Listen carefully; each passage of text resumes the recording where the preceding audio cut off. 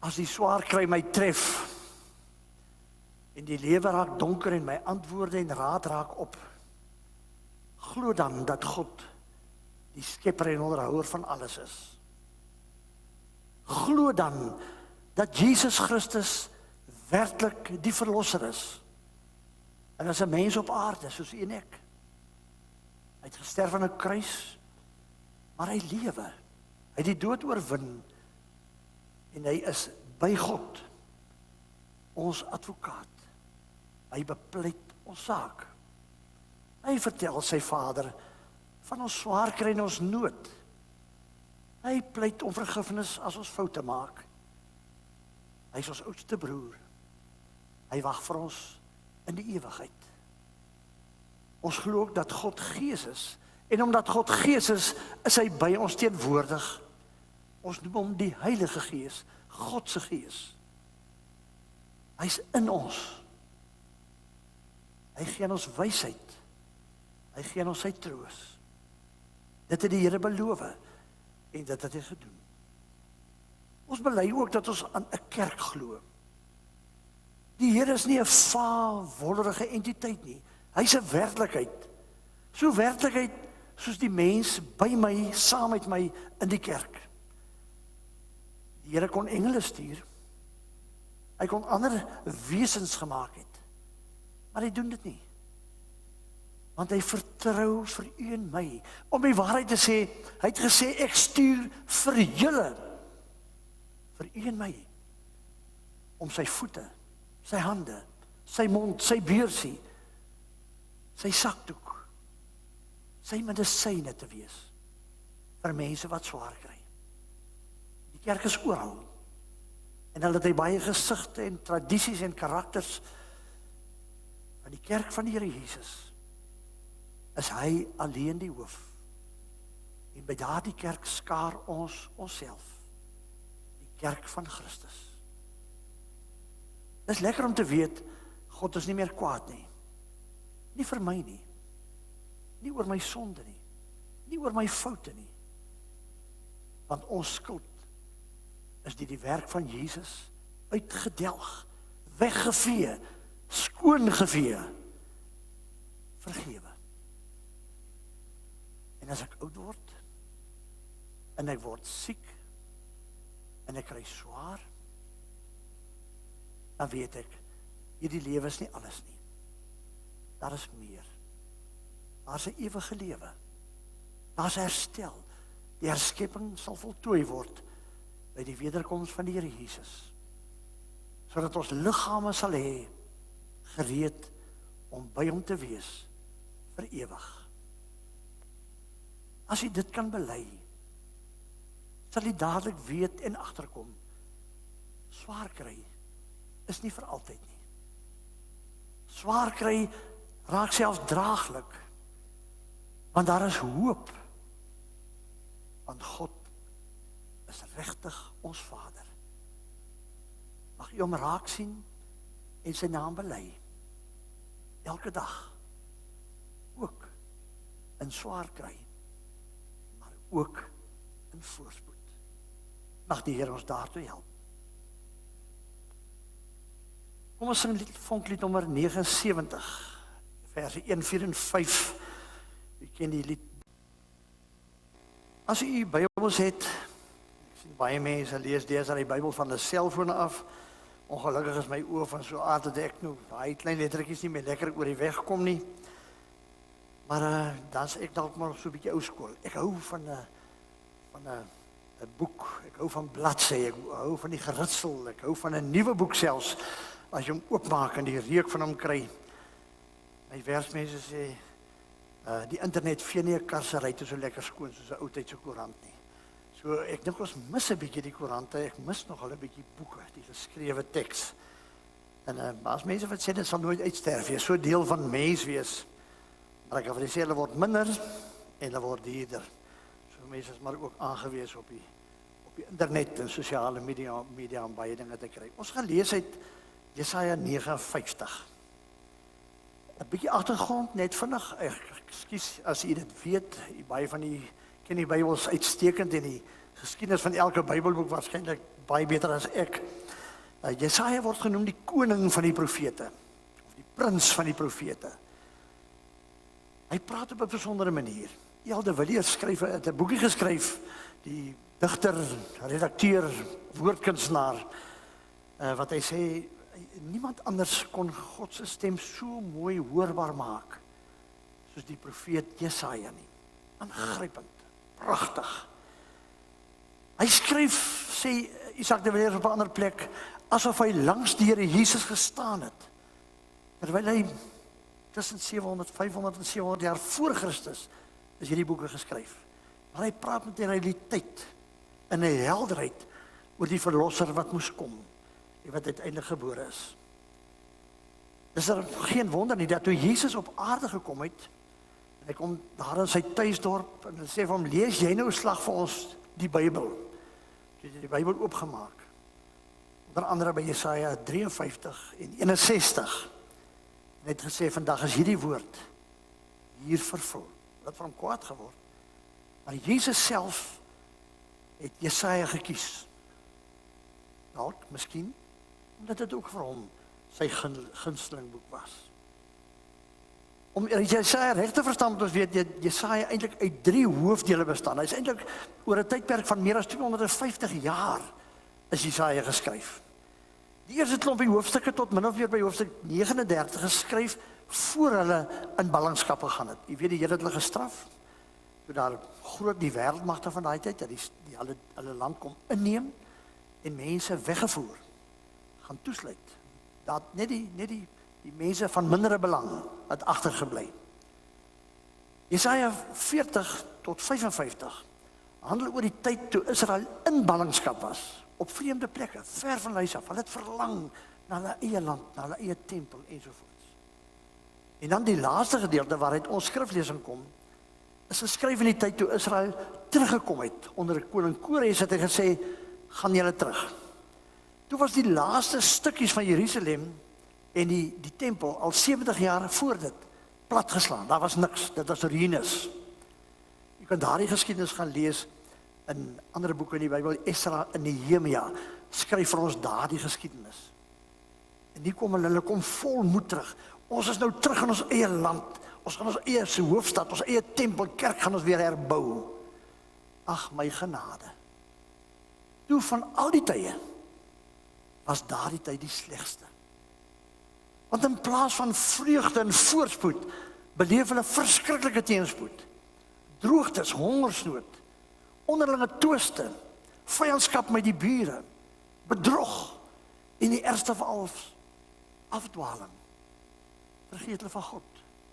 Loop hulle agter afgode, agter heidense gewoontes aan. So die teleurstelling van die terugkerende volk van God na hulle land was ongelooflik. En daaroor skryf Jesaja in die laaste deel van hierdie boek. Hulle drome en ideale was verwoes. Hulle was misluktes. Hulle het lyding leer ken. En daarom vra die volk, waarom? Waar is God? Het God ons dan vergeet? Is sy arm nie kort, lank genoeg en sterk genoeg om ons te help nie? Is hy dan doof? Is hy dan blind? Waarom die swaar kry? Ons wil oor hierdie vraag vandag nog weer klink.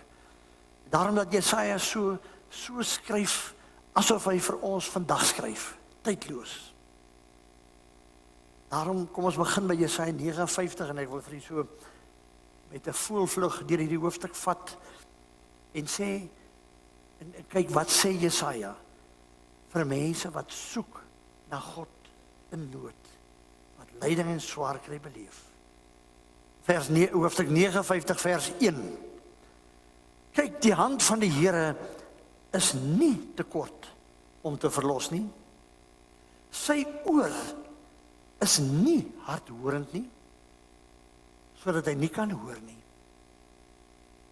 Nou, waarom hoor God ons dan nie? Waarom hoor hy ons dan nie? Omdat die skuld by ons lê. Dis nie God wat doof en swak en blind is nie, dis een ek. vers 2. Maar julle sondeskuld het skeiding gebring tussen julle en julle God. Julle sondes het hom sy gesig vir julle laat verberg, sodat hy nie luister nie. Hoor in hierdie beelde, hoor amper sê met die gruwsaamheid waarmee Jesaja ons sondigheid beskryf. Hy sê, want julle handpalms is deur bloed besoedel en julle vingers deur sondeskuld. Julle lippe praat leuns, julle tonge prewel van ongeregtigheid. En die sonde het gevolge. Kom ons lees daar in vers 5, hoor hierdie beeldspraak. Hulle, dis die sondige mense, hulle gee geboorte aan onheil, sê in die vorige vers, hulle sê, hulle broei die eiers van kobras uit. Hulle weef spinnerakke. Wie van daardie eiers eet sterf. En as 'n stuk ingedruk word, peel daar adders uit. En die spinnerakke deug nie vir klere nie. Met hulle handewerk kan mense hulle self nie bedek nie. Hulle handewerk is onheilswerk. Dade van geweld is in hulle hande. Ons gee ons maklik vir God die skuld. Jesaja sê, nee. Kyk, hoe is jy? Kyk, wat doen jy? Die grondoorsaak van ellende op aarde, en die sondigheid van 'n mens, wat dit bedink, wat dit doen, en wat teen God in opstand is. Daarom moet ons ons sonde bely. As jy nou die nuwe vertaling van die Bybel het, dan sal jy sien dat die verskillende verse van Jesaja 59, verskillende onheil, die verskillende onderdele van hoofstuk 59 word so deur 'n spasie geskei. Byvoorbeeld tussen vers 3 en 4 en dan weer tussen vers 8 en 9. In vers 9 verander Jesaja sy toon. Hy sê, daarom is regverdigheid ver van ons. Geregtigheid bereik ons nie. Ons wag op die lig, maar kyk, daar is duisternis op 'n ligskynsel. Maar ons dwaal in die donker. Hoor op aangrypend, mense kan dit amper sien gebeur. Jy wil amper lag kry vir jouself. Ons tas soos blindes aan 'n muur. Asof sonder oë, tas ons rond. Ons slaan helder oordag neer, asof dit skemeraand is. Ons slaan tussen gesondes neer, asof ons dooies is. Vers 12, want ons oortredings voor u is baie. Ons sondes getuig teen ons. Ja, ons oortredings is met ons. En ons sondeskuld, ons ken dit. Om uitkoms te kry uit ellende en swaar kry, moet ons weet ons is sondaars. Dit is nie God se skuld nie. Ons maak van die aarde en die lewe wat dit is. Dis ons wat blind en doof is. Dis van ons hande af wat die bloed drup. En dan moet ons na God toe gaan daarmee juis en sê, Here, ons is skuldig. Ons bely ons sonde. Dan die volgende gedeelte tussen vers 15, die eerste deel van vers 15 is daar weer 'n opening en dan lees ons die tweede deel van vers 15. Die Here sien dit. En dit is verkeerd in sy oë dat daar geen regverdigheid is nie. Here is nie blind nie. God weet van die onreg. Hy weet van die sonde. Hy het gesien dat daar niemand is en was verbaas dat niemand tussen beide tree nie. Sy voorarm het hom bygestaan. Onthou ons sê sy arm is te kort. Nee. Hy gebruik sy arm. En sy geregtigheid, dit het hom ondersteun. Hy het geregtigheid aangetrek soos 'n harnas met die helm van verlossing op sy hoof. Vers 18, volgens verdienste vergeld hy. Woede vir sy teenstanders en wat hulle verdien vir sy vyande. Vers 19, in die weste sal ons sag hê vir die naam van die Here en in die ooste vir sy heerlikheid, want hy sal kom soos 'n rivier in 'n vernouing, soos 'n stroomversnelling. Want deur die wind van die Here, wat deur die wind van die Here voortgedryf word. Ek wil amper sê, Jesaja het geweet van Calvin. Hy het geweet van die gereformeerde tradisie. Hy het geweet van Paulus. Hy Hy het geweet van Paulus wat sê, jy moet jou sonde besef en bely. Dan sal God jou vergewe uit vrye wil. Jy hoef jouself nie te red nie. Dan kan jy gaan lewe vir die Here. Sonde, belydenis, vergifnis, vryspraak, dankbaarheidslewe. Klink dit bekend? Dis die patroon waarop die Romeinebrief geskryf is. Sonde, verlossing, dankbaarheid. Paulus was 'n student, ook van hierdie boek van Jesaja. En ek dink dit wat ons vanmôre met mekaar saam lees, het Paulus dikwels gelees, met aandag. En daarom kon hy vir die Romeine skryf, nie onsself nie, net God alleen. Want hy het ook die laaste gedeelte van hoofstuk 59 gelees. So as ons besef, God se arm is nie te kort nie. As ons weet, ons is die sondaars en die oorsaak van die ellende op aarde, dan kan ons vers 20 met vreugde lees en wat daarna volg. 'n losser, letterlik 'n verlosser. 'n Losser in daai tyd letterlik beteken iemand wat my swaar kry stopsit. Iemand wat my uit my lyding uit kan uithaal. 'n Losser sal na Sion kom. Hy sal na die in Jakob kom wat hulle bekeer van oortredings, is die uitspraak van die Here. Wat my betref, dit is my verbond met julle, sê die Here. My gees wat op jou rus, en my woorde wat ek in jou mond gelê het, sal nie uit jou mond wyk, of uit jou mond van jou nageslag, of uit die mond van jou nageslag se nageslagte nie, van nou af en vir altyd, sê die Here. Vers 21 waarskynlik die belangrikste. Wat my betref, dit is my verbond met julle, sê die Here. My woorde is by jou. En die heel belangrikste, wat Jesaja vir ons wil sê in hierdie hoofstuk, is nie hoe ons op allerlei maniere kan ontsnap van die swaar kry en die ellende wat ons beleef nie. Is nie hoe ons lewe moet inrig nie, maar ons moet begin by een baie belangrike ding. Ons moet nooit vergeet wie en hoe God is nie. En Jesaja gebruik hier 'n eenvoudige term waarin die totale verlossingswerk van God van Genesis 1 tot aan die einde van Openbaring saamgevat word. Hy is die God van die verbond, die verbondsgod. Wat is die verbond? Kom jy, wees jy my kind, en ek sal jou God wees. Jy my kind is, sal ek vir jou 'n vader wees. Hy het dit vir Abraham gesê, hy het dit deur die geskiedenis herhaal. Op 'n manier het hy dit vir die Here Jesus gesê, toe hy gesê, dit is my geliefde seun, vir hom is ek baie lief. En die Here Jesus herstel die verbond, sodat ons vandag nog steeds kan hoor, die almagtige, soewereine God, die God, waarvan ons lees in Deuteronomium 6, wat sê, God is die Here, hy alleen is die verbondsgod. Sy arm is lank genoeg. Hy hoor, hy sien, hy weet van my, hy ken my by die naam. Hy sal my nooit, ooit vergeet nie. God sal verlos. Hy sal ingryp. Hy sal geregtigheid herstel. Waaroor Jesaja gedroom het, het gebeur, toe Jesus mens geword het. Nou kan ons terugkyk. En deur die bril van die Nuwe Testament ook Jesaja 59 met mekaar saamlees vanmôre en sê, dankie Here, dat u weet, dat u sien, dat u hoor van my swaar kry, my ellende.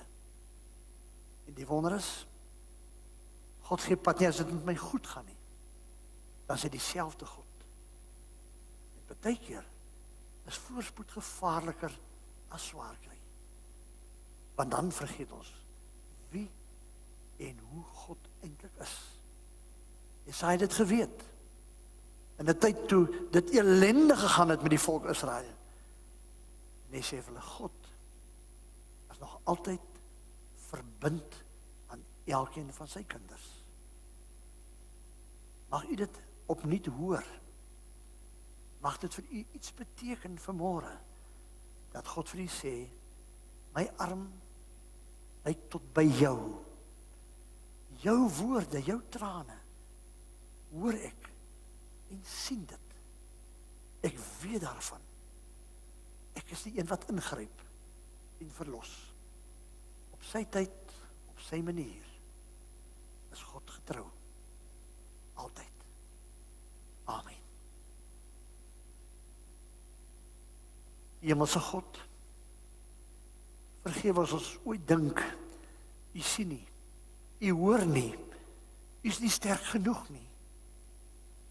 Ons buig voor u as die God wat almagtig is, alsiende, alhorende, oral teenwoordig. Meer nog dat u die God van die verbond is, wat elkeen van u kinders by die naam ken, en hulle belangstel, hulle liefhet, en hulle dra van geboorte tot in ewigheid. Dankie dat daar niks is wat u kan verras nie. Daarom bid ons vir elkeen wat vanoggend probleme het, sy nood bely, wat sy swaar kry vir u uitkerm. Here, daar is mense wat in oorlogsgebiede woon, in wie se ore bomme ontplof, in wie se oë daar vernietiging en bloedvergieting is. Daar is mense wat vanoggend baie siek is. Daar is mense wat die afgelope week by 'n graf gestaan het. Daar is mense vir wie die ouderdom moedeloos en kragteloos gemaak het.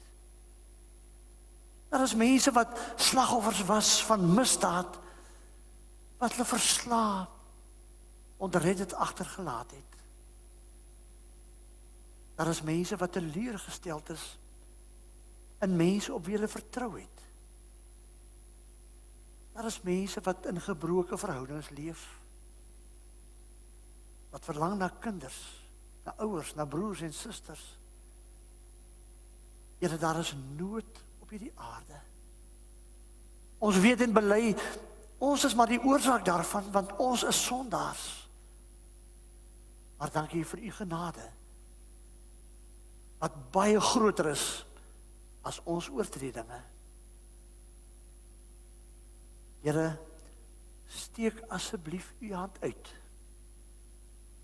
Red, sien, hoor, raak aan hulle wat u nodig het vanoggend. Dankie dat u dit sal doen. Dat u ons gebede hoor. Dat ons daaroor seker kan wees. Kom en wees u die God en Vader vir ons wat u beloof het om te wees. Dankie Here Jesus dat u ons broer is. Nou val alles rondom ons plat. Niks kan skeiding bring tussen ons en u liefde vir ons nie. Daarvan is ons oortuig. Oor ons gebede, Here, en vergewe tog ons gekerm. Help ons om u raak te sien vir wie u is en hoe u is vir ons, vir my, vir elkeen van u kinders. Aan u die eer en die aanbidding. Amen. Kom ons gaan uit in die wêreld en gaan wees kinders van die Here daar waar ons werk, elke dag besig is. Mag hy vir u baie genade gee. Gaan roem. U is veilig in sy hande. Wat ook al oor u mag kom. Om dit te bevestig in hierdie erediens. Ontvang die seën van die lewende God. Gaan leef in die vreugde van sy kunskap. Die genade van God, ons Here, ons Meester. Die vryheid, die verlossing, die liefde van Jesus Christus, die Saligmaker, en die wysheid en troos van God die Heilige Gees, bly by u elkeen, in voorspoed en in teëspoed, want God lewe en hy hou u vas.